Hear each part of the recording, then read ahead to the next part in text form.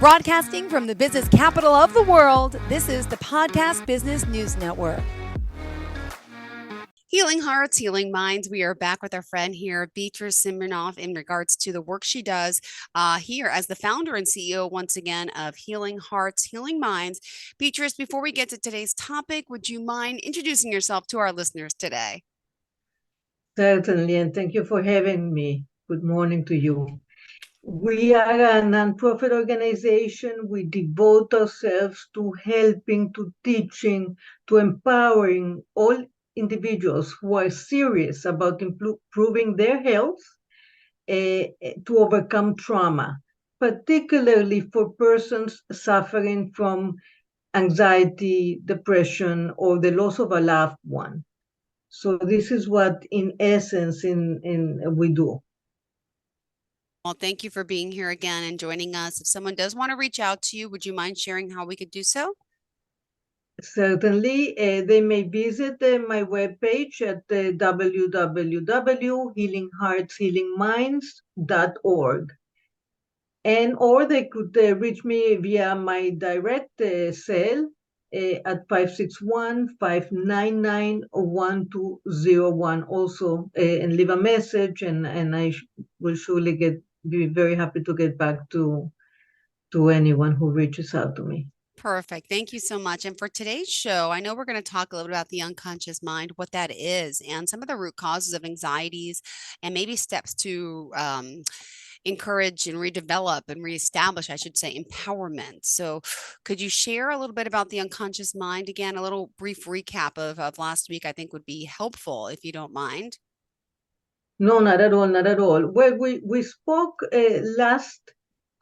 we were together a bit of what encompasses the unconscious mind or the mind in general. So the mind in general, we have our conscious mind. This is where we are speaking, and it's all about our cognitive thinking and the here and now.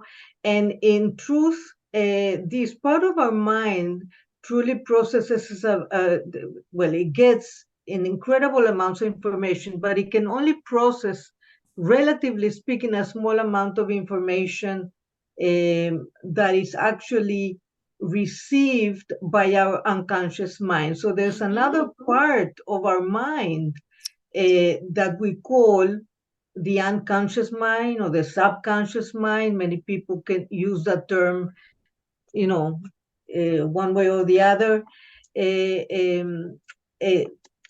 And truly, this part of the mind is the bigger part of the mind, and in it, you can find a vast amount of information, everything that we really have experienced, all our memories, all our emotions, everything that we have known in our lives since even way before our current lifetime or incarnation, if you will. So we spoke about the various different layers that are embedded in our subconscious mind. So the memories of everything that happens to us throughout the course of our life as an individual. But when we are in our mom's womb, we already have been receiving many of her own memories and experiences and traumas, and good things as well, of course, things that she learned and that she overcame, our parents in general. We focus, not focus that we want to focus on the traumas, but we include that in this episode because what we want is to teach individuals how to identify what is rooted in what needs to be addressed, tapped into, understood, embraced, brought to light, and to heal. That's why we're focusing. Forgive me here. Let me just. So this is why we are mentioning the traumas as well, and because, of course, and a critical aspect of our work is precisely teaching them how to overcome the various traumas that are caused. But in addition to that, the unconscious mind also contains information that relates transgenerationally, even up to 14 generations, if you can believe it. That's a pretty heavy load of information there. But in our lifetime, we only kind of can activate and manifest up to 5 or 6 generations. So those are the most dominant memories, experiences that are embedded in our being, in our DNA, in our cells, that if we go through similar situations or encounter similar situations, it can activate something that our ancestors have already experienced. And then we can, reactivate it, trigger it, and experience it ourselves. We may not understand even why we're feeling a certain way, but that is what's going on in the behind the scenes, so to speak, that the unconscious mind is triggered by one of those experiences.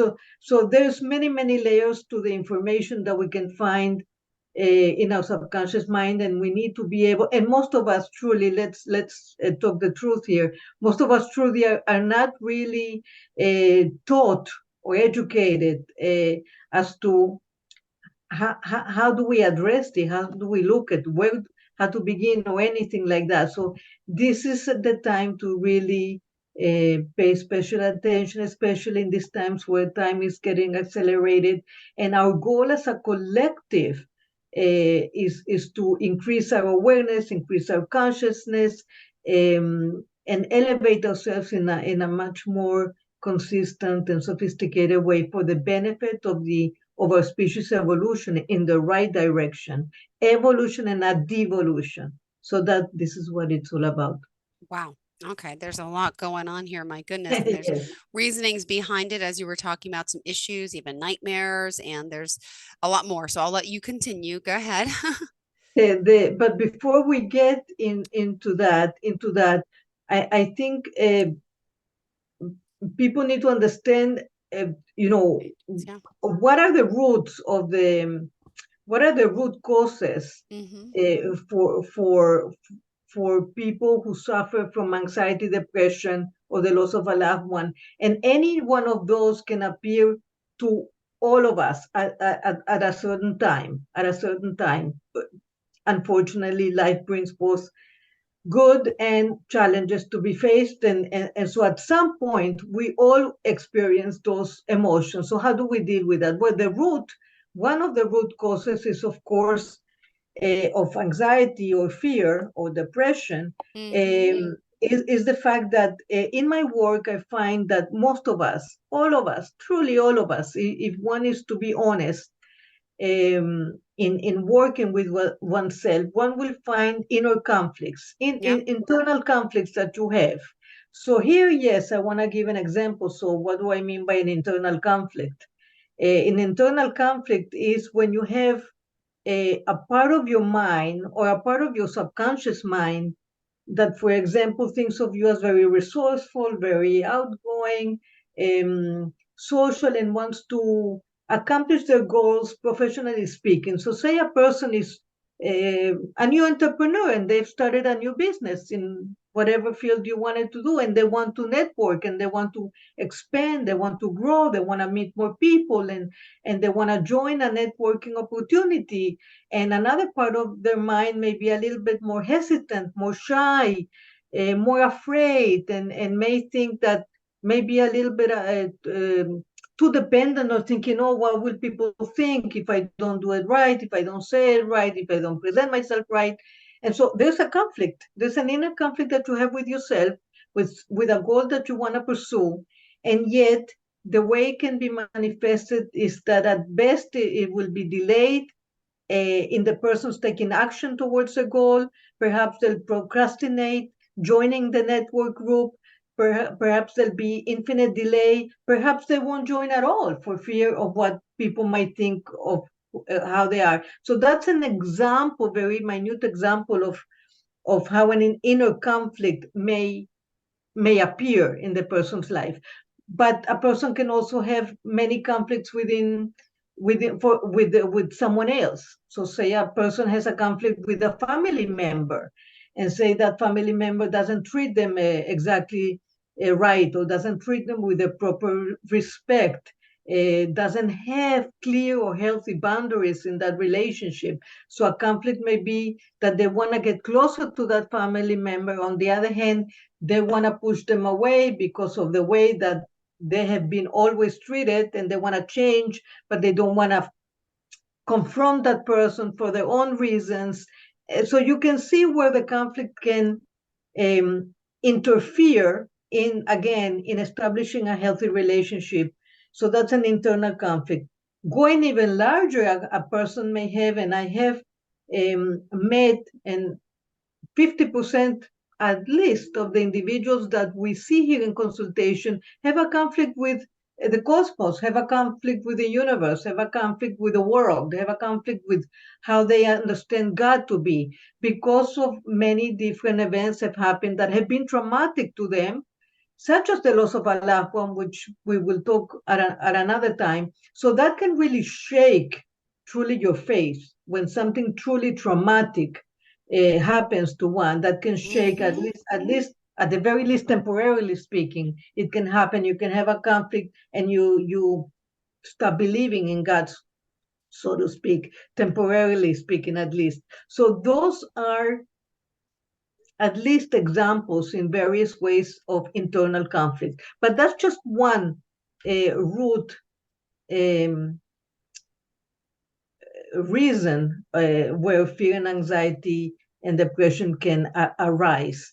The other one is that, as we have said before, the subconscious mind does store emotions, and stores all of the emotions that we have, experiences. So they're stored even when we are a baby. The baby, we spoke before that the baby receives a lot of the cues, and it receives it non-verbally. The baby still, when it's a baby, an infant, doesn't have the language a language in which to interpret. So it's all emotionally based that they receive, versus the environment in which you live, where the mother or the father really does pay attention, Yeah. or smiles at them, or cares for them, or meets their needs, the most basic needs, so on and so forth. That information, the baby is already accruing, accumulating, accepting within its being.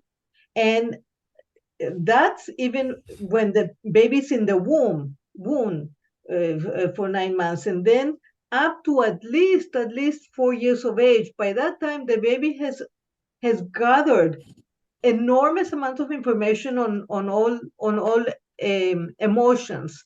And many experts that study this field in particular, and know how the body stores and where the body stores the information. It stores it in our cells. It Yeah. can store it within the frequencies of our organs. Okay.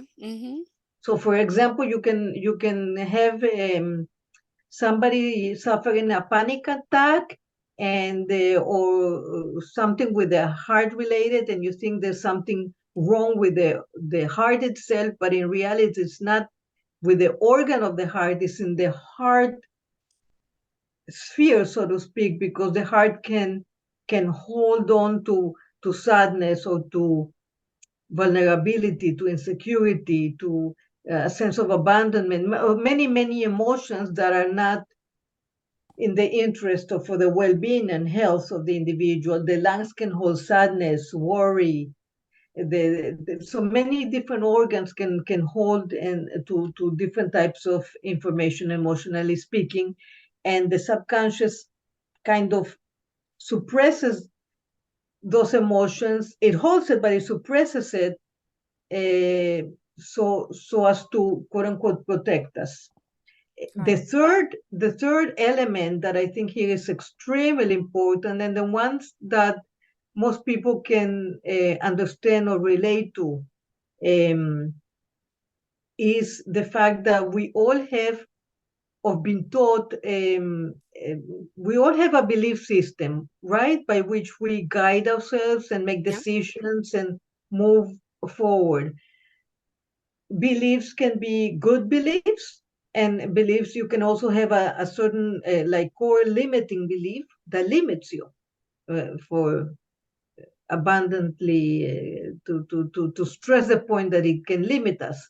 So you can have a belief systems are just that, beliefs that we've gathered, we've made conclusions about a certain experience that we've had, and we make our conclusions and then we go from there. So if somebody, for an example, has had time and time again a bad experience with the opposite sex, you make a conclusion that men are not good, or men are really selfish, or men, and that is not true. But in the perception of the individual who has experienced repeatedly not positive experience, can reach to that conclusion. So then it can lead to loneliness. It can lead to not healthy relationships. Can lead to choose a partner that's not good, etc., etc. You see where we're going with this?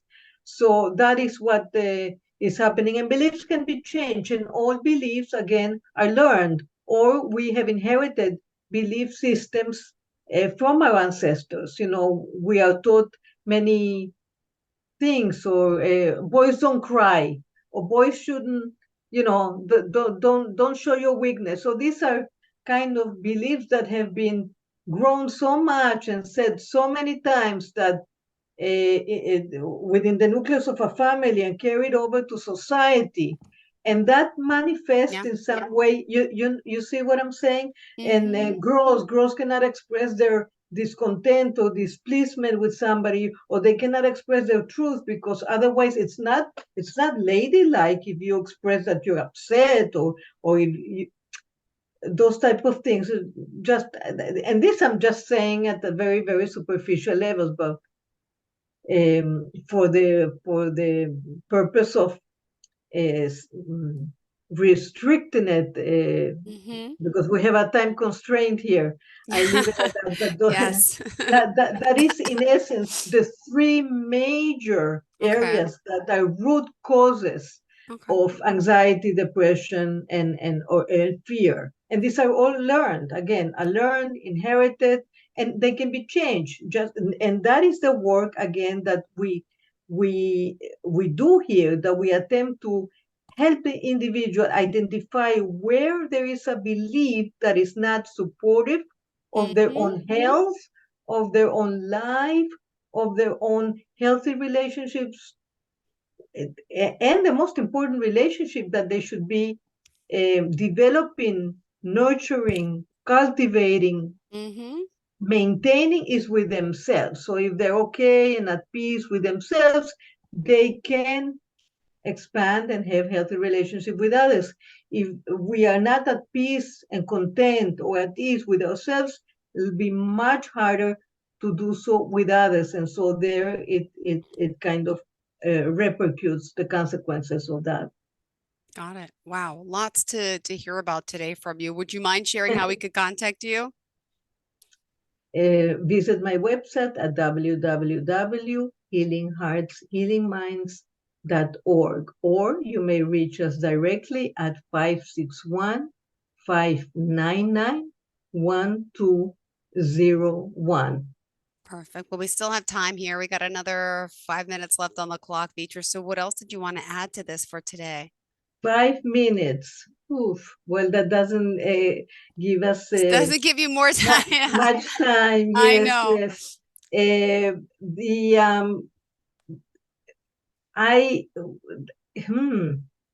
Well, why don't we take, because this will take a little bit more time. I would love to continue with the conversation as to how. I'll just give the introduction of how a person may begin for themselves to tap into or identify an area of belief that they want to address when they go to somebody or for themselves. So they can begin, for example, to ask certain questions. They can begin to ask themselves, in what in what way am I allowing or am I not allowing myself to move forward, or and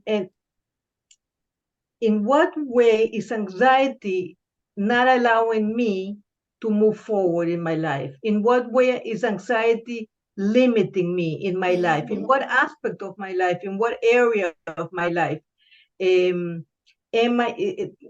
Questions like these will start to elicit a lot of contemplation, reflection, and it will pinpoint specifically in what area they need to pay more attention and where they may find core limiting beliefs that then we can pull up like a weed, identify, and then release, reprogram, and heal and maintain so that they can move forward with a lot more courage. I leave your audience with a thought that since we spoke everything about the subconscious mind, that they need to like imprint in themselves or really, really, truly integrate the fact that whatever we plant in our mind, in our mind, consciously, subconsciously, more specifically speaking, and we do so with repetition and with emotion, then one day that becomes our reality. That's what is so important, to have good core beliefs, because that is how we create our reality, and then we make decisions and we act from our belief system. So in the next time we get together, perhaps we should go more in depth as to how they can reestablish a new belief system and different examples like that, so that they can. I like that. Sounds good, Beatriz. Thank you so much. How can we reach you? Would you mind sharing? Yes, they may call me 561-599-1201, or simply visit my website at www.healingheartshealingminds, one word, healingheartshealingminds.org. Thank you for listening. Thank you for the opportunity. Thank you so much, Beatriz. We appreciate it. Have a great day. Thank you.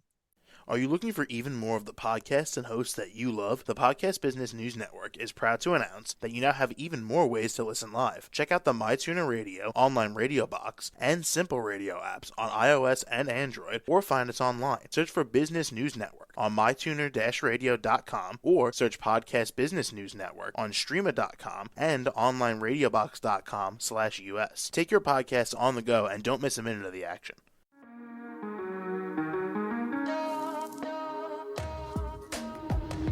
Broadcasting from the business capital of the world, this is the Podcast Business News Network. For nearly 2,000 severely injured veterans, everyday life has become filled with barriers. Day-to-day simple tasks can become pretty daunting. I have to carry my chair up 2 flights of steps or have somebody do it for me. What scares me the most is just the falling. When I'm struggling with my house, I think, to have that one great barrier just knocked down, it's crucial. Home for Our Troops is a wonderful nonprofit that builds a mortgage-free, fully adaptive, handicap-accessible house. And there's no catch. It'll be our very first home that we've ever owned. This is a game changer. This is where your life begins again. We need you to join us in completing this important mission. Please visit hfotusa.org and help build homes and rebuild lives. Because of you, everything's going to be okay.